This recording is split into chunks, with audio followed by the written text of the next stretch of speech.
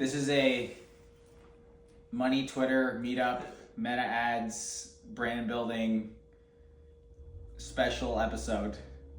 We'll just start it there and jump in. So, Mason, meta ads at scale. I'm Ben, the Tell Truth at the Tell Truth, and how do we connect? It was the client ascension event. Yeah, we first connected, I think it was over Telegram before the client ascension event.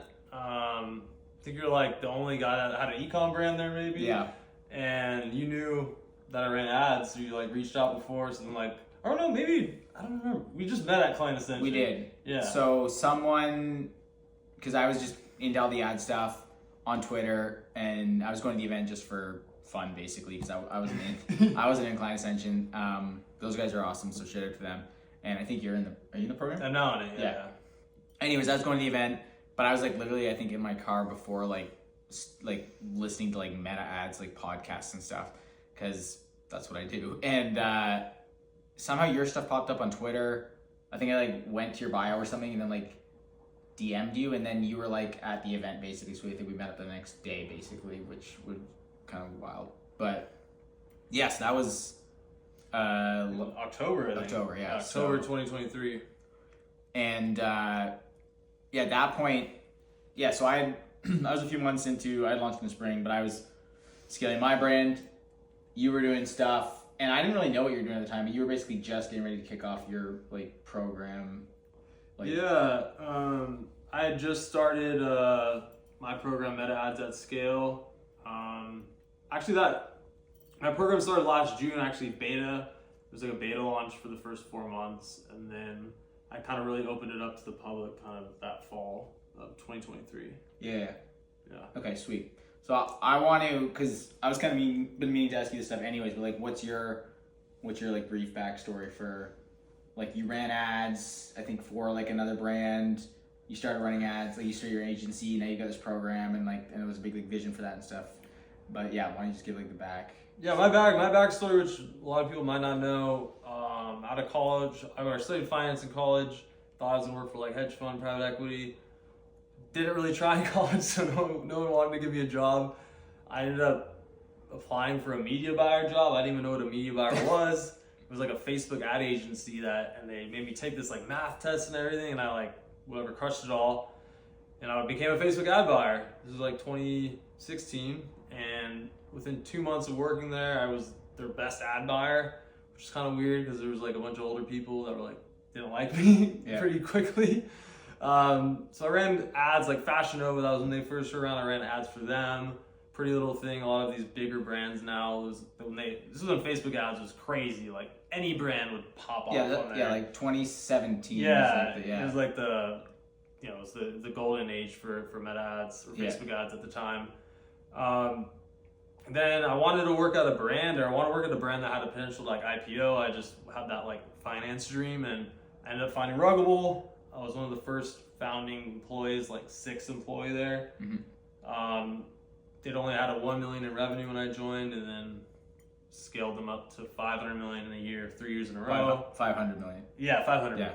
Yeah. So from 2018 to 2024, actually, I just left Ruggable April of 2024. Launched them into Europe, the UK, Australia. They're a multi-billion-dollar company now, and that's where a lot of my ad spend has come from, was through Ruggable, and that's kind of how I learned Google Ads, Pinterest, TikTok, email marketing. I kind of learned everything there, and that's kind of what's given me the unique ability to kind of coach people, because I saw it all done at the highest level. So no, that's great. And you told me this, but I mean, Ruggable, they sell rugs. Is it rugs? Is it custom rugs? What is the product? Yeah, Ruggable, they were the original washable rug, essentially. Okay. So like they were the first ones to kind of make washable rugs for the home. They're actually, all the rugs in here are Ruggable. But yeah, we kind of just disrupted the whole rug industry pretty quickly. Yeah.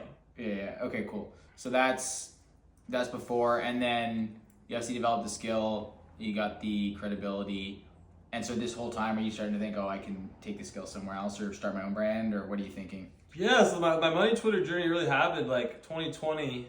I don't know why, I just started going on Twitter, think obviously we had free time, right? And Yeah. it was actually before COVID though. I remember like January, I started to like, we're seeing Marco, Colty's tweets, I think, Cold Email Wizard, right? So I started seeing all the guys, into it. and Kill Crew launched, and then, for the first like basically 2 years, I just kind of was in the background, not doing anything, and then shout out to Nick and Logan from Launch Socials. When they launched Launch Socials, I had no idea how to build a personal brand. Yeah. I had started posting a little bit about meta ads, but that's when I really I joined the program, and that's when I really just started posting all the time on Twitter. And my following's not even big now, but I was able to grow my following, and then people just kept hitting me up, wanting me to run their ads, but I only wanted to, for my agency, I really only want to work with like bigger companies. So I was like, how can I like help all these people that need help with their ads? And then I came up with this, like, you know what, I can just deliver the same exact agency strategy that I would do for my agency clients, but now I give it to them as a brand, and we work through it together one-on-one versus myself and my team doing it. Because I can't run everyone's ads, but I can, help everyone with their ad strategy essentially. So yeah, no, it's sweet. And honestly, until you're like, I don't know, I would say like well beyond even like 5 million, like that's the way to go. You don't want, I'd say you don't want an agency doing it, and you need to learn it, and that's what I liked about your approach. But so you were there. Did you see Kill Crew launch? Like, were you there before, like on Twitter? Like, because I know they did that. They launched their group basically like documented, but that was before. Yeah, that was like right before I was on there. Okay, yeah. okay. But I bought the playbook like. Okay, so you were in there. I was in there. I'm still in there, yeah. But I didn't end up launching a brand. I had a brand. I have a few brands actually that I'm eventually gonna go launch. But yeah. I'm on these other side quests right now, helping other people launch their brands. For sure. Okay, yeah. So you get on there. That's around the same time I got on there. I think I heard like Dickie Bush on a different podcast talking about Twitter, and I had never thought of Twitter as like a business platform, but I was already into the podcast, so I got on there, ended up in like that copywriting niche, which was probably like, this is still like I guess like a year and a half before like we ended up meeting. Yeah. Because I got like the freelancing, copywriting stuff, e-com space because of that. But sweet. So yeah, then you start Logan and Nick, you start posting, and dude, that's what's crazy is like, even to your point about you didn't have that big of a following, and I don't either, but like I'm trying to tell people like you don't need that big of a following. You start making connections, and like one or two clients or one or two like people, just like it can change your life. It can change your trajectory, your career, like all that stuff. So I think people need to hear that. But like you were saying, meeting one or two people can change your life, and that's, really, a lot of the guys on Twitter have, like, Max Grantham, owns RevScale email marketing agency. He became one of my good friends, actually lives near me, met him off Twitter. He's connected me with so many people, changed my life in a ton of ways, gained a new friend, also gained tons of connections through that, and, it's so weird. I tell my family they don't really understand Twitter, but I was like, dude, this literally has changed my life. It's changed my life. All my friends are from the internet now. It's like the people that actually you can relate to a lot, right? Yeah, no, 100%. It's weird because even now, like I talk to some people and they're like, oh, like how did you start like learning some of this stuff, or like what do you point back to? And some of it was for sure just like consuming like a stupid amount of content, stupid amount of podcasts, but like it was. Twitter definitely just kind of like, I say just like brainwashed me into like a different mindset where I was capable of doing things. And now looking at like what we're building, I would never have thought that it was even possible. But yeah, you just get these chads on there, normalizing $100,000 months or whatever. And you're like, okay, I guess I'm doing that too. So no, it's so funny because I remember when I was doing nothing a month and I thought 10K a month was dude. And then now everyone, I'm in Jeremy Haynes' mastermind, and he makes me feel. Oh, I didn't actually know that. Yeah, he makes me feel poor. Yeah. If you're not doing $1 million a month, he like basically makes you feel like shit about yourself. Yeah, I love that because I've said this literally I think like 5 times in the past like month, just talking to people. I never finished the book, Think and Grow Rich, but like I do remember one like concept or line from the beginning of the book where he was like, you make money first in your mind and then in real life, or something like that. Yeah. That at the time I was like, that's nice. Like I'm broke. I don't get that. But what started happening was literally because of like Twitter. Same thing. The 10K month was like the pinnacle, and then I got there, and that was crazy. And then I was like, okay, what's next? And that's when I kind of stopped, like switched from just freelancing to I was like, I want to start a brand. I want to start my own thing. And I was like, even if I could, double or triple this with the brand, like that'd be crazy. And then I was working with another brand, Hostage Tape, and seeing them scale, and like once again just normalizing those numbers. I was like, oh damn, like you can do 10, 100, a million. They hit $1 million a month, and I was like, this is insane. And I still didn't think I'd get there, but now it's just like that number is getting normalized in my mind for, it's like, okay, when the time's right, like that's just gonna happen. I just know it. Yeah, it's so crazy. How long did it take, like from idea to like selling your first product for the Towel of Truth? Like what was that time frame, would you say? Yeah, so it was the incubation and the idea for even before like some of the product stuff was definitely there longer. So I think it was going back, like, because we launched May of 23, but even a year before, I was thinking about the audience that I wanted to serve, which was kind of this like freedom angle, this kind of like based health kind of reclaiming your health, like because of the stuff that came out of COVID. Yeah. Funny enough, like early ideas I had for that was like actually like a cologne. Like I had some different ideas for what it was gonna be, but I'd been like the carnivore kind of space for like a long time, so it was like it was like a combination of knowing the audience I wanted to serve, being on Twitter, learning, like definitely inspired by Van Man. And just putting those pieces together, I was like, okay, I know the brand that I want to launch. This product is what makes sense. And then I think at that point it was like March to May, so it was like 3 months. And then we launched. Yeah, it's pretty quick. Once I knew it was gonna be, it was pretty quick. And it launched end of May 23. So, actually, more about the Towel of Truth. Like what? I mean, we connect every now and then. Yeah. I know we're always busy. Yeah. And if you'll like randomly have a question, I'll just answer you, and then we won't talk again for a long time. But like, get me up to speed. Where is the Towel of Truth? Like, what have you been up to? And like, what do you how do you see the rest of the year going? Yeah. So launched last May. Started scaling. Met you in November, and that was when.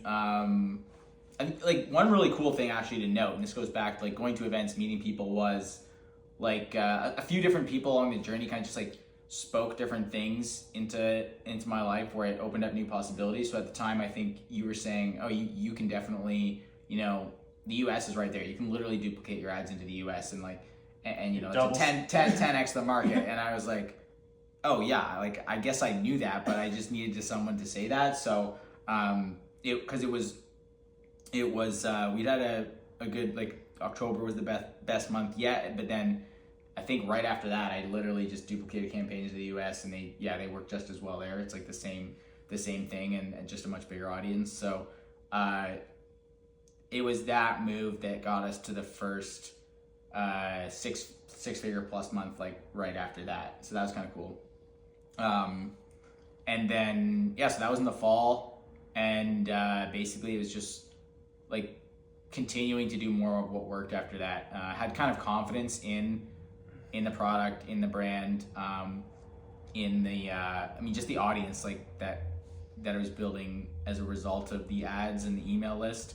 And the email is really my strength. Like that's where I came from, copywriting, emailing, and so just seeing, like, gaining more confidence in the brand was like, okay, let's push harder. So I don't want to get into like too many specifics number wise, but we hit the first 6-figure plus month like in November, and then we've continued to push that since then. We kind of broke we were doing this out of my house, so family was helping out and stuff like that, because we make the products, we do it all, we fulfill the orders, everything like that. So it was pretty wild, like few months of growth, and so we kind of broke things like in March, I think it was.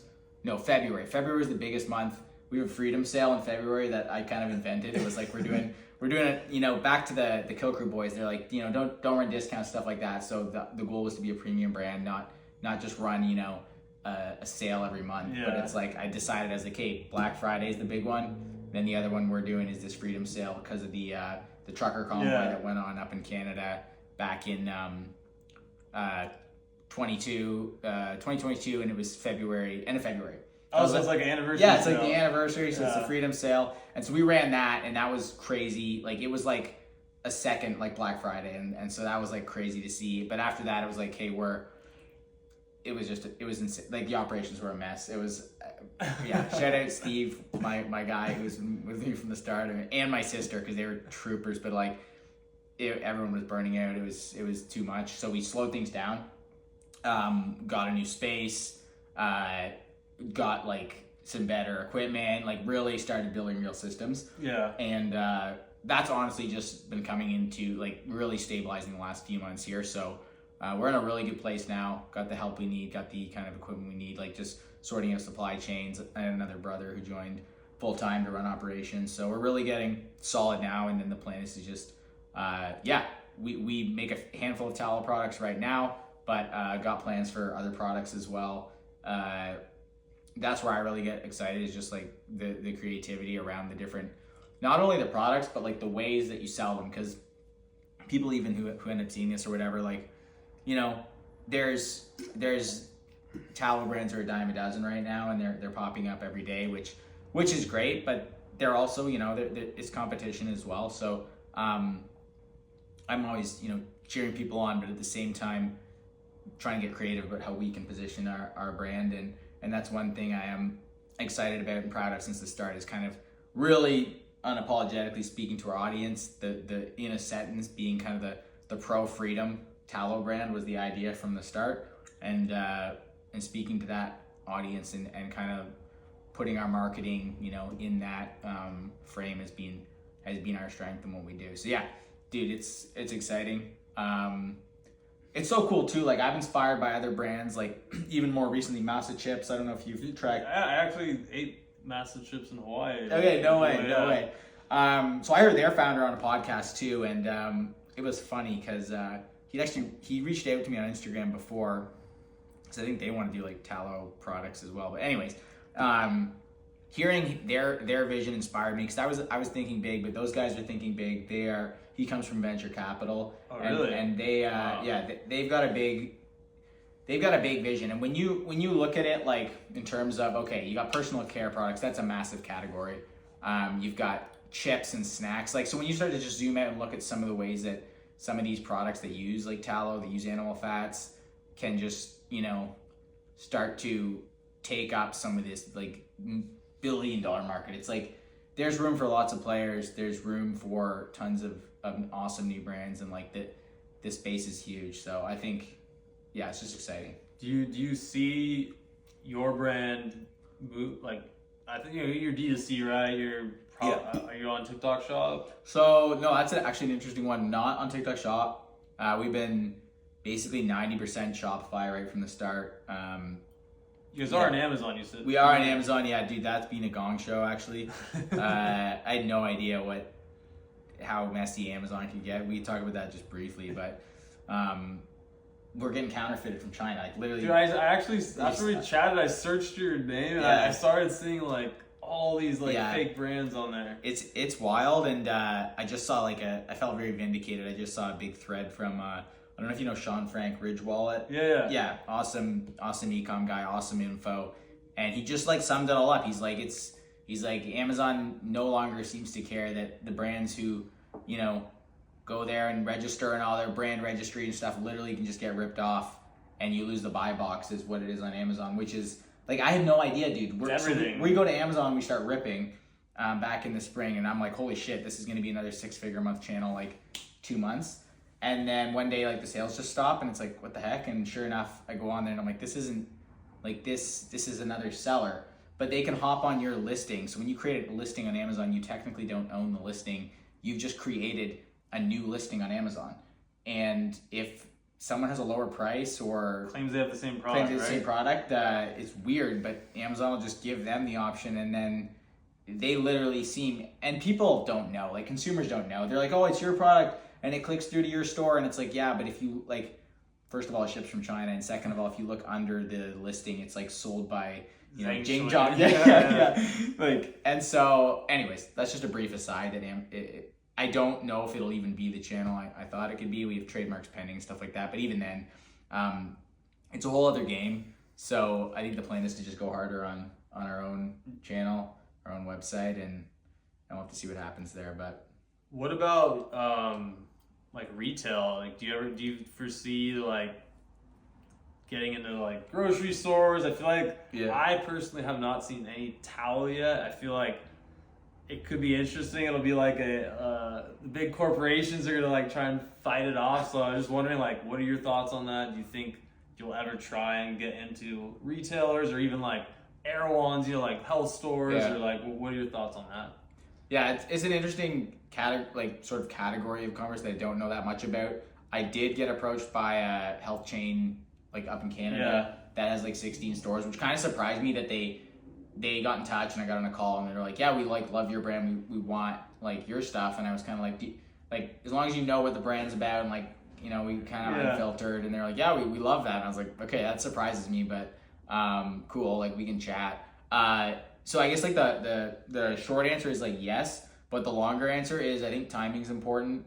I've got a good kind of mentor who I was talking to about that, and it's easy to kind of almost like dilute yourself early on and introduce factors that can be out of your control when it comes to creating like how your brand is perceived in the market. So I'll just give a quick example. It's like I was thinking about that, and then I was literally in that store, and another brand that I won't name them, but like I don't think they're that healthy, but they're positioned as one of these like healthy brands.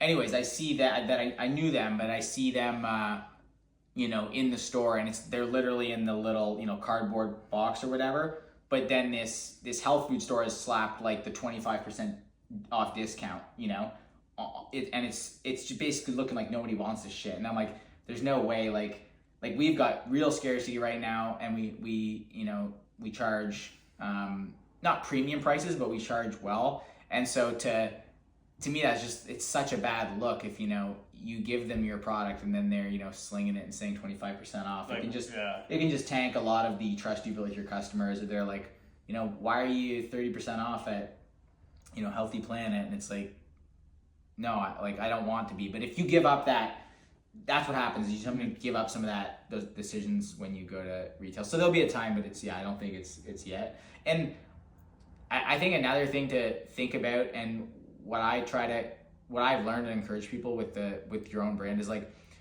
there's so many distractions and options, especially when you get some momentum. Like you mentioned TikTok Shop, which I'd be curious to hear kind of your take on as well. But like, if you have something working, double down on that. I'd say that's like been the biggest thing for us. It's like, I got Meta Ads working, and I was like, there's so many shiny objects, but I was like, this works. Let's do more of this. Like even Amazon now, I'm like, gosh, this has been like tens of thousands of dollars and a distraction that now has not amounted to what I thought it was going to be.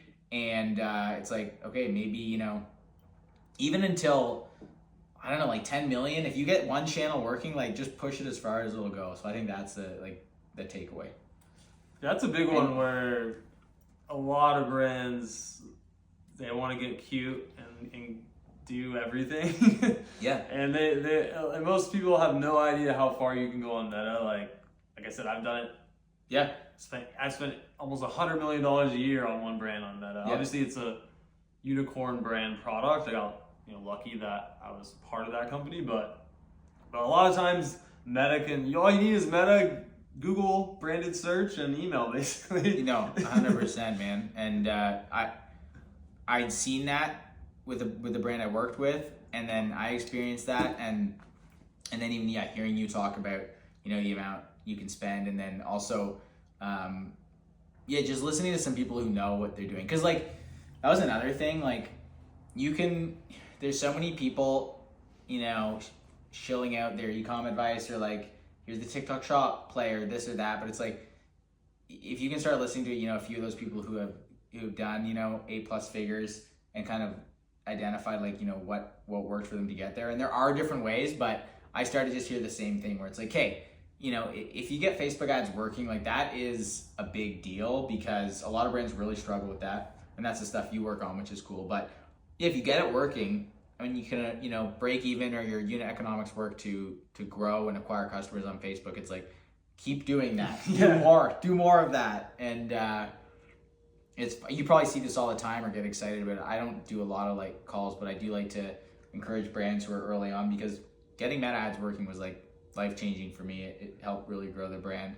But I'll, from the outside looking in, I'll be like, dude, their ads are starting to work. They just need to get their AOV up a little bit. And I'm like, you're a hop, skip, and a jump away from being able to scale this thing, which is, maybe you can speak to that a little bit because you see this happen. These brands come in, and they've got a good product, they've got things working, and they are ready to pour gas on the fire. So actually, two things on that. One is, what does Facebook kind of like work for now? Because it's not like 2017 anymore. It's not like you can just rip any old ad to any old like drop shipping page and make sales that way. It's more difficult, but at the same time, if you have the right pieces, and this is what you see with the success stories in your program, it's like you can take these brands from doing 10, 20K a month to 100K plus. So yeah, I think the main thing is, and I've been speaking about this a lot recently, just with my sales calls for the program, and then also and within the coaching calls, is that like the market has sophisticated, right, and the consumer has sophisticated, right, where they expect more now, and you got to have, I don't want to say bells and whistles, but like everything has to be dialed. Everything has to be at the tip-top shape. And that's the main thing about my program is it's not only meta ads. Before we even launch the ads, I audit your email, I audit your website, your SMS, and we button everything up because if you do not have those things dialed, if your AOV is too low, stuff like your pop-up, you're not getting email signups. A lot of times these brands, I've had brands doing literally like 50, 100K a month that like have like one email in their welcome flow. It's like, and so like I just go in there and I don't do anything crazy. I just kind of like fill in all, hey, do this, add this, and then all of a sudden their ads just start. Obviously the ad side too, I help them with strategy there. But a lot of the time it's just you need someone to just tell you what to focus on. Yeah, it's like holistic too. And one thing too that I want to speak on is it's so different. Like I work with jewelry, apparel brands, a lot of CPG brands, and it's Advantage Plus is what works majority of the time. But I literally have brands in the program because now I typically launch an Advantage Plus, and I'll launch like interests, and I have brands that like Advantage Plus does not work, but interests work. And like they're or I have other brands where interest won't work and only Advantage Plus works. I know you're a big Advantage Plus. But it's just interesting, like everything has to be customized for your brand. But there is account structures, you can make it work. It's just really figuring out what works for your brand. No, 100%. It's cool because it's so much to learn when you're starting out. Like I even forget now. Like I think it's been over a year now straight where I've just been obsessed with learning about meta ads. And I start to anyways. You might experience this where you almost forget how much you've learned, so it starts to seem simple. You're like, hey, if things go wrong, start moving these pieces. Here, even looking at the e-commerce funnel from click to sale to the flows. You mentioned the flows, how they can even like you posted an interview that I watched and it was great because like it's talking about even your email and your pop-up can like literally decrease your cost per acquisition, because if more people come through your welcome flow and end up buying, like that's off Facebook, but it matters because then if you get more sales out of that traffic, like Facebook works better. So it's all these things where it's easy to just be like, oh, I made an ad, like my ads aren't working, and it's like, well, okay, let's look at what is going on here and then kind of diagnose the problem. Yeah. I mean, that's the biggest thing too. It's like you got to get out of the channels and just. I feel like I'm not like I won't say I'm a business coach, but I help with the whole brand, the whole business, the whole back end. We take a look at everything, and that's how you have to be. You can't be so focused and in the weeds on any specific channel. You really have to. I call it optimizing in platform, or like be in the weeds, optimize what you need to optimize, and then you got to take a step back and like how is everything affecting one another, and that's how you win long term. And yeah, I mean, you've done it with your brand. You kind of continue just to make everything better over time, and then you're able to scale and make. And that's the fun part. It's scaling is fun. No, it is. It's crazy when you, like I said, when you kind of get that stuff dialed in, and then you get some ads working. That's where so many people, they are a hop, skip, and jump away from taking things from a couple $100 days to $1,000 days, and then before you know it, you can sometimes doubling that is as simple as increasing the budget, which is just a crazy it's a crazy thing, but it's true. But I wanted to ask you, like, kind of, so I've seen over the summer overall, like, costs have been up for me, like acquisition costs have been up.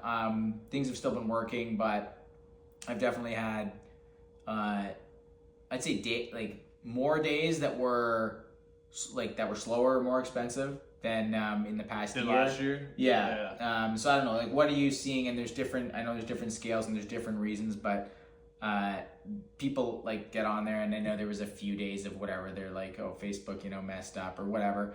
But I'm talking more in general. What are you kind of seeing? Yeah, definitely.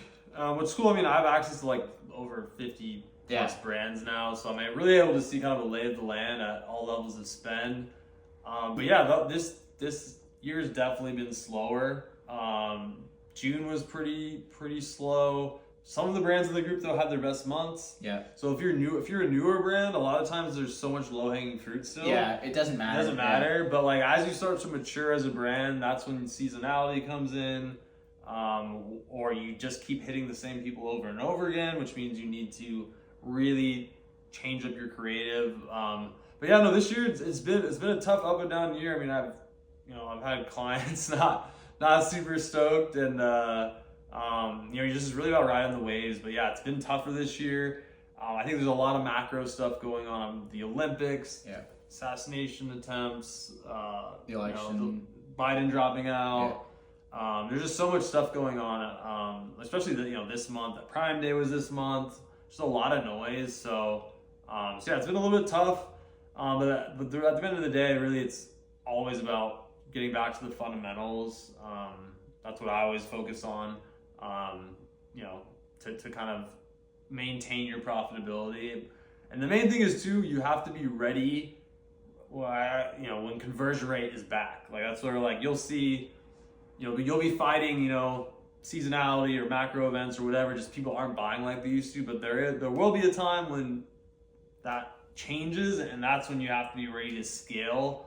Most people, they got used to not spending a lot because they're scared, and then they're like, when the conversion rate does come back, they're too scared to scale again, and that's how you smoke everybody is by taking advantage of that and really pushing, because that's gonna happen. I mean, it hasn't been bad, super bad, but definitely lower conversion rates, stuff like that. But August typically, especially end of August, Labor Day in America, typically people back from vacations, ready to spend money on everything else, the holidays, their houses, their kids, whatever it may be, right? So that's when you really want to start ramping up, getting ready to be full steam ahead for BFSTM. So yeah.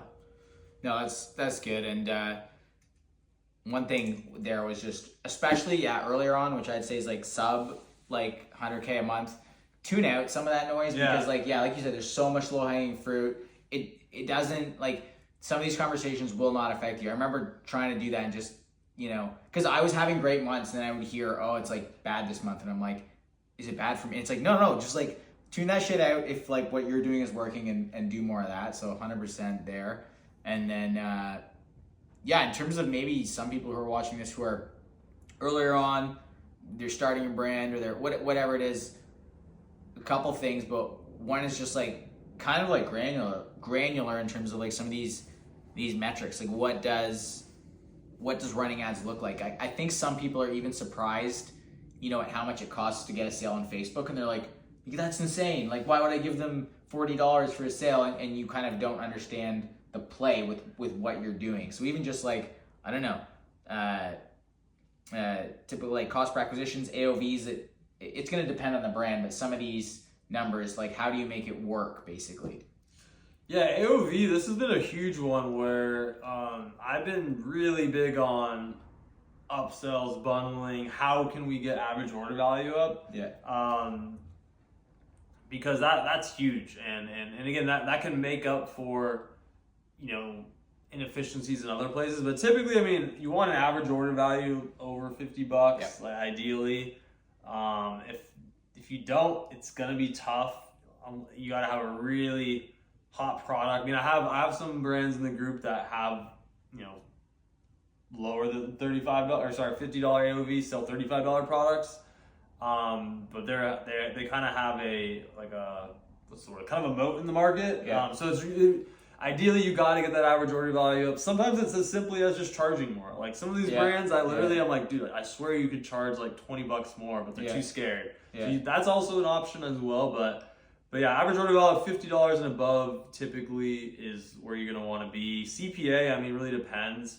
But you wanna, I think the goal, depending on the brand, but the goal should be at least a 3 ROAS in platform is what your goal should be at minimum. Some brands can operate on a 2. Yeah. And again, in platform ROAS, so you have a 2 ROAS in platform, but your business, I still use ROAS for both, but your business. No, I know what you mean. Yeah, your MER, people call it that, but like your business ROAS is a 3, in platform is a 2, right? So you got to figure out like what the meta in platform profitable ROAS is, and then you just, as long as you're hitting that, keep going, right? But yeah, typically that would be that you want to, for every $1 you spend, you want to get like $3 back. Now the skeptics, I don't know who's watching this, people will say that like you can't do that anymore, right? Like for sure, like that's what I'm hearing. And I guess for context, I was ripping that for a while. We're closer to a 2 overall now on the platform, but it still works because of repeat, because of all these other, the snowball effect. But are you still seeing people get that, like around that 3? Yeah, I mean, it depends. I mean, this is where, again, like I said, your retention, your website, why they have to be dialed, because especially if things are slow or whatever. But yeah, I mean, I have some brands that they're at a 2. That used to be at a 3 earlier this year, which I'm sure they'll get back to. But yeah, I mean, I still see. I mean, I had literally a brand launch. They've only done organic, and literally day 1 launched like a 4 ROAS, and they've maintained it. I've never ran ads before, right? A few brands like that. So it's out there. There's so many factors, but I mean, uniqueness of product is huge. Uniqueness of creative is huge. So don't expect to get these high ROASs if you're not trying on your creative. So that's the biggest thing. We're like, I know you did a lot of your own creative, right? Unique creative, selfie cam creative, just doing different stuff. If you're not doing different stuff, do not expect like different results. Yeah, right? It's not magic. Like Facebook isn't going to give you magic. I think that's what some people, and maybe that was the case a few years ago, where it was like people just buy shit. But I think that comes back to this next piece, which is like branding is super important, and that's a wide term, but something I'm super passionate about, and I'm honestly like a challenge for me right now is I want to go see if I can do another brand and make it work as well, because I'm like, oh, did I, is this just, a good timing, or it's because, the market's growing. But I think that's where, especially earlier on, some people can struggle. But to your point, good product, good messaging around the product, like just some depth to the brand where the consumer can latch on to what you're doing, and it's not just, you know, a bottle of supplements with the label slapped on. Like that doesn't work anymore. There needs to be something that speaks to the consumer, whether it is natural products, you know, whether it is going back to like masa chips, like it's okay, no seed oils. What is the, you know, something that I identified, I don't know how original or helpful this is, but like either like a emotion or like utility. Like there has to be a pretty strong either emotional connection or a utility where it's like, oh yeah, that, you know, solves a problem. But I think, yeah, people can sometimes go to Facebook, you know, expect it to drive sales for them when they haven't maybe put much thought or much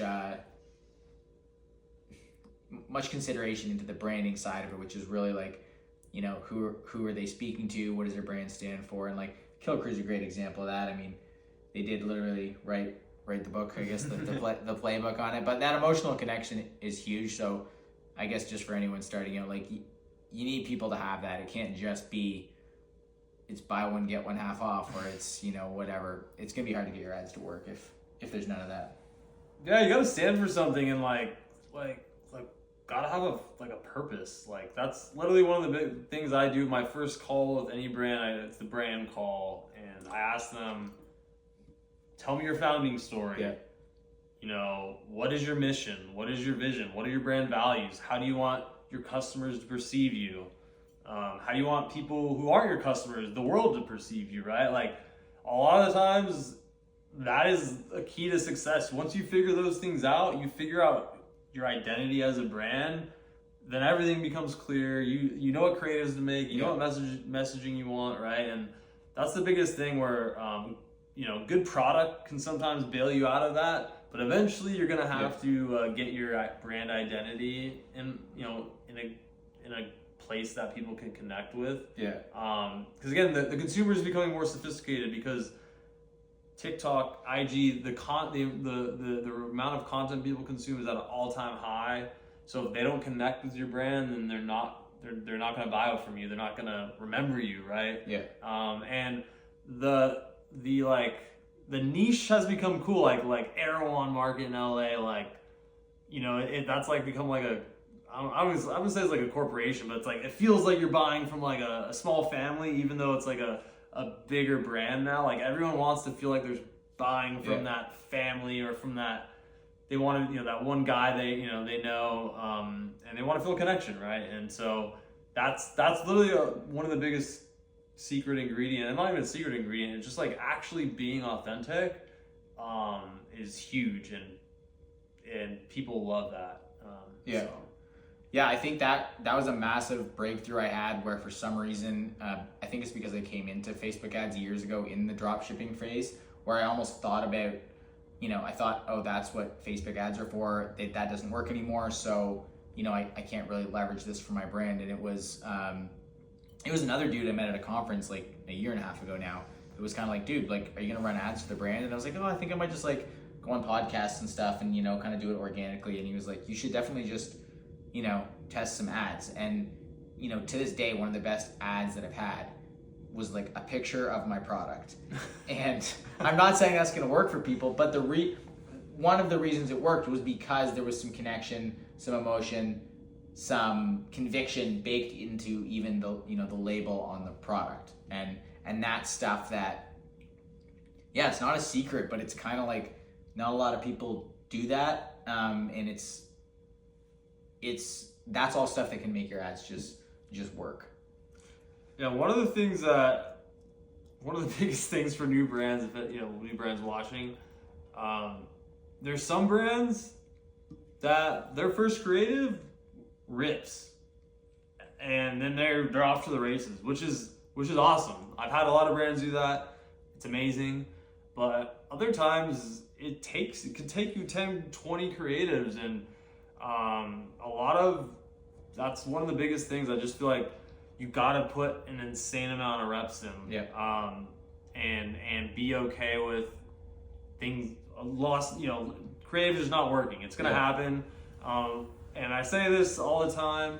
for all the brands I work with, like one ad can change your business. Like literally, it's happened time and time again where like literally for some reason that ad gets you, you know, double 2x what you were doing. You're all of a sudden insanely profitable, and then you see the possibility, and then that ignites something in you that you realize this can happen for my brand, for me, right? And so that's my encouragement, is just you got to get there. And it's not gonna. Sometimes it happens right away, but sometimes it doesn't. And, but once it does, you'll know it, and then again, the rest is history usually after that. So 100%. Like when you get one of those, like you can easily spend, you know, 100K plus on like a static image from Canva. So like it doesn't even have to be crazy. Maybe just quickly there on creatives, what do you, I don't know, see working, or what do you recommend people try? There's statics, there's videos. We won't get into too much of the other, I don't know, there's the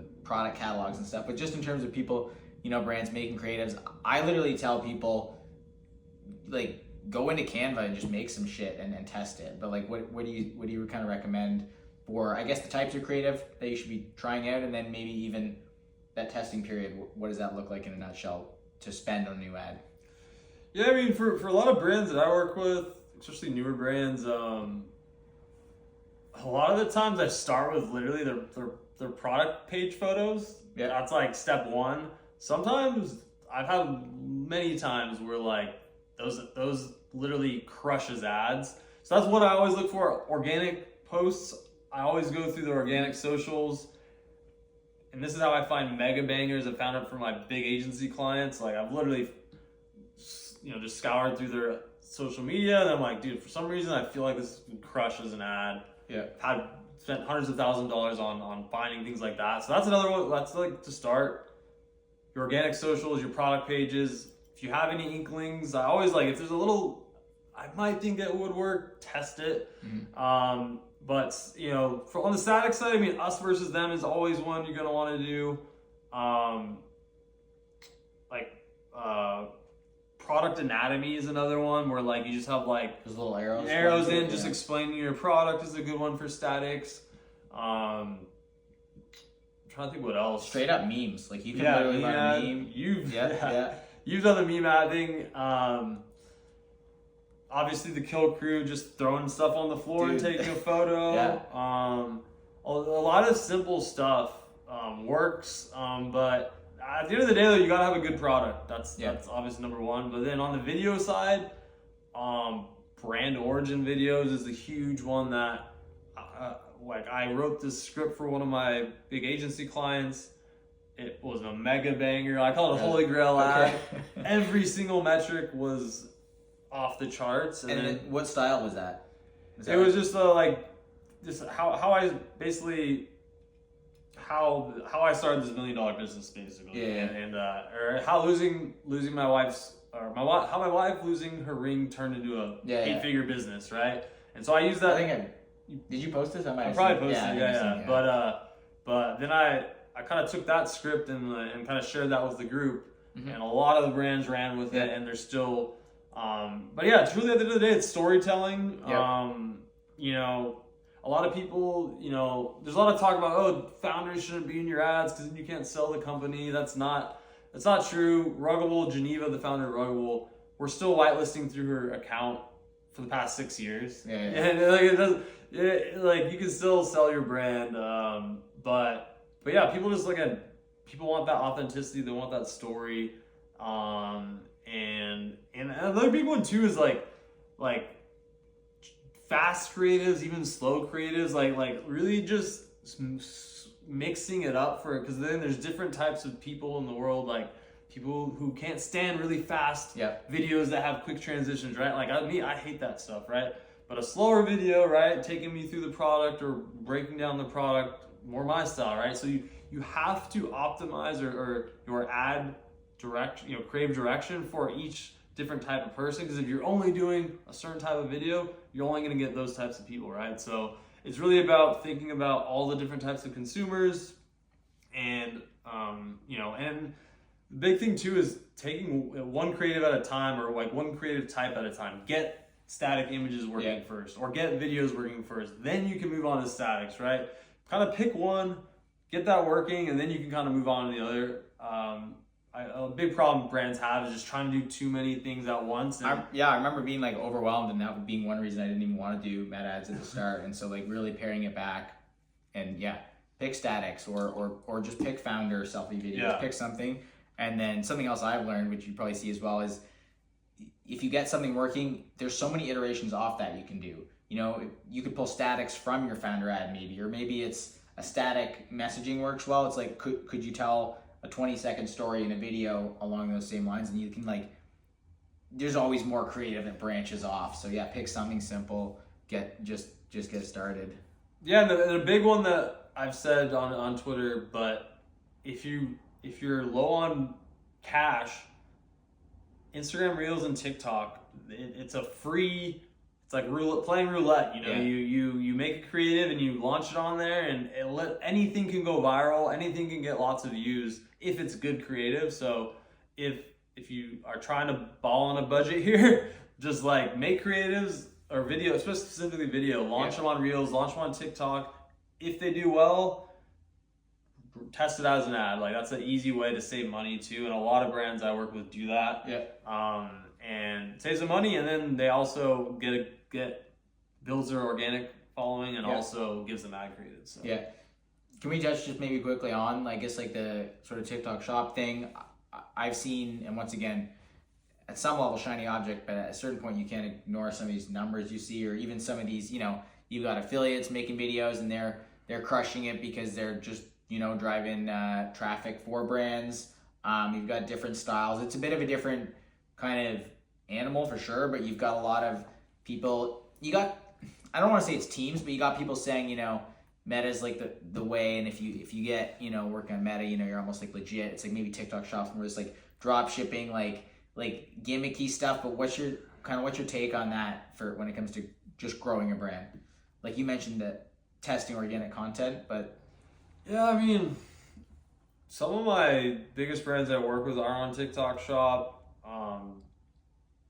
A lot of them very similar for the Amazon reason. You don't get to keep the data. They charge crazy fees. They have a lot of like stipulations. You got to ship out in a certain time, right?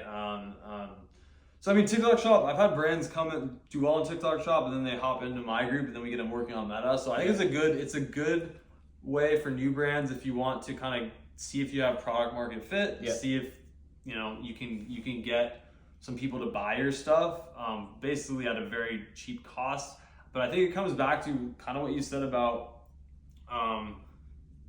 you know, putting your products in retail stores and not having control. I think putting your stuff on TikTok shop and then like having these guys just trying to shill your product.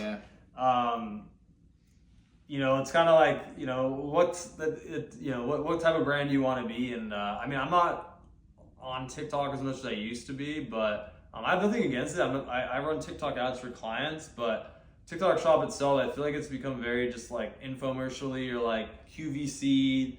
And again, you can make a ton of money, but like, I guess, what is the long-term impact for your brand? I don't know. A lot of that stuff's unknown. But I think it's really about like focus, right? And if you know you can take your brand, if you know you have 5, 10, 15 million plus annually revenue you think you can hit via Meta, TikTok shop's probably not going to do that for you, right? So it's like, and what is a long-term, like Meta's been around for 15 years. The algorithm is mature. TikTok could change, that something could change on TikTok, right? Or on TikTok shop. So, I think if you could hire someone to do it for you, or maybe the agency, whatever, set it up for you and just kind of see what happens. Low effort, high impact, maybe I would do it. But I think if you got things crushing on Meta and you have a long runway, again, shiny object syndrome is just, it's a big problem for e-com brands. And I've seen that e-com brands literally like, they spread too thin and then they die. Disintegrate. Yeah. So I mean, I think TikTok shop's awesome. I think, who knows, they could be they're trying to be the next Amazon, right? But I think there's still a lot of time for things to play out, and it's interesting.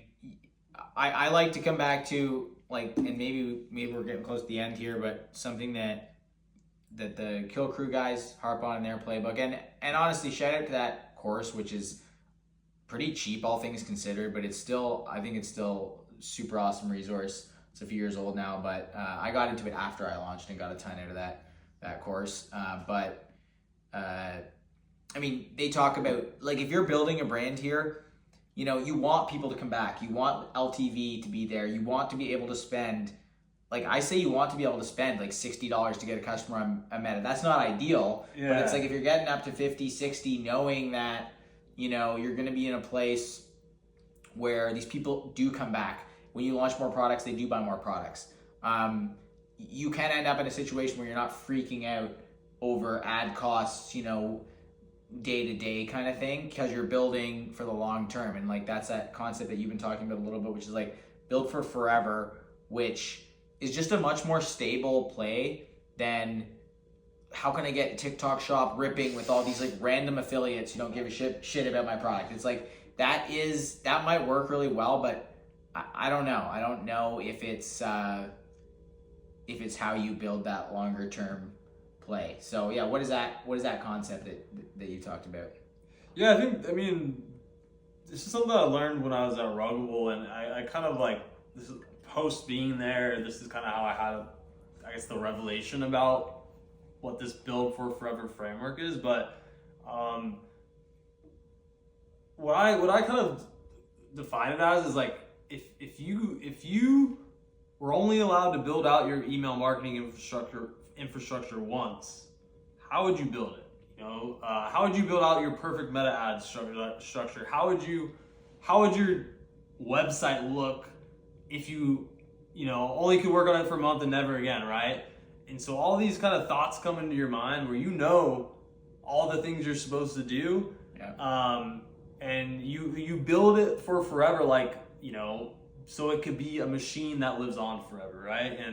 And this is kind of the concepts that I you know, makes it really easy for me to look at any brand and know what they need to do, because most brands they have, you know, their email marketing's built out 25%, you know, their website's 50%, right?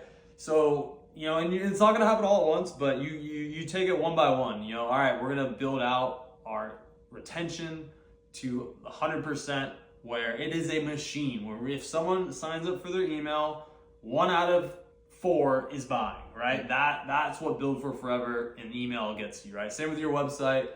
All the things you know that should be done on there, like, get them done, right? So you take it one at a time. Your ad account, right? What does that mean? Well, build your creative production where you have 5 statics or 2 videos and 3 carousels, etc. All these are happening weekly, right? So you have this, basically, you create this machine that just needs to be serviced, right? And so if you build for forever, build something that can live on for forever, it gives you a map on what you need to do. And then if you honestly ask yourself, you know, you know what have I put into this? Like, what percentage am I at on my ad account? What percentage am I at on my ad creative? What percentage am I at on my email marketing, right? You know the holes that need to be filled in, and that's what I learned at Ruggable, because we built everything, like every flow you can possibly think of, they have running, like literally. And that's not even for that, for their website, for their ads. They run every single ad creative. They're launching hundreds of videos a month, right? So it's like, you gotta, if you create a machine, then people want to buy a machine, right? Because it's consistent, right? So if you build for forever, you build something that can live on for forever, and then someone wants to buy that because it makes profit forever, essentially, at that point. So that's kind of the framework. I'm still refining kind of a better way to say it. It's funny because I haven't actually heard you kind of explain it that way, and that makes a ton of sense, because I actually internalized it even a step, I don't know if further is the right word or different, which is like, when you create a brand that you want people to even like stay with forever as customers, it's like, what would you put into that would make them do that? You know, how would they care enough that they do come back? And I know when I started thinking about that, it almost made me think about what would I be interested in, or why would I care enough to, come back to this brand, and to create something that had genuine like stickiness, genuine interest, genuine, once again, like keep bringing them up, like a brand like Kill Crew or Van Man, or my brand has that now too, where I get emails where people are customer for life, like they're putting up their hand, they're responding to emails, and there's almost this world that's been created around your brand where people are like, they can come back to it. There's enough substance. Maybe that's what it is, where you're creating substance where people can come back to your brand. And it's like, when I think about kind of building for forever, it's like, now there's this new brand. It's almost like this new, like, not to be like spiritual, it's like this new entity that is like, it's like alive, and it's like, it just lives on. And when you put, you're talking about the technical work that is 100%, like you've got to put that in, but even on that, how much do you care, or how, what could you put into this that would make other people care? It's the same thing. And it's like, okay, that can make all the difference when you go to make ads, get customers, and just be proud of what you're building. Like, yeah, no, I think definitely, I spoke on the kind of like, the technical business machine part of it, but that's definitely on the brand side. Like, it's both. Build something that will last forever, that people will care about, and treat it like that. Like, treat your brand better. Yeah. Treat, because a lot of the times, once you start doing well, then you get lost in the sauce, right? When in reality, it's like, play the long game, care about your customers, and build for forever on both ends of the spectrum, really. So dope, man. Maybe we'll end it there. That's awesome. Only other thing would just be to, hopefully this helps someone who watches it. I think it's crazy what I've done, what you've done, coming from just, seeing some other people build some cool shit and getting inspired and wanting to do it, and then, putting in the work to learn the skills and execute, and there's no telling where it can take you. So awesome. And everyone's watching, I'm always a resource for meta ads. Just DM me on Twitter. I try to help as many people as possible, even if you're not in my program. So just use me as a resource for, And like, who, I guess on that note, because you answer questions and stuff, but what brands do you work with? Like, who's a candidate? Brands I work with, I'm really open, but I've had brands that literally start at zero, and I've scaled them to 80K plus a month. It's got to be a special brand though. I really got to believe in it. I'm not going to tell you to join the program if I truly don't think I can make it work. But typically, if you're doing like 5K, 10K a month or more, and you want to collapse your time frame, because I can, what would take some people 5 years, we can pack it into probably 6 months if you have a good brand. So 5 to 10K plus a month. You don't have to be running ads. Ideally, if you're just doing organic, if that's the best, because then it's just gasoline on the fire. But 5 to 10K a month. Awesome. On Twitter, at We Are The Select on Twitter, at Mason on Instagram. Sweet. I think my Twitter's ecom_cork, and then the brand is The Tell Truth. Check it out, and I think that's it. That's it. Peace. All right. Alrighty. Later.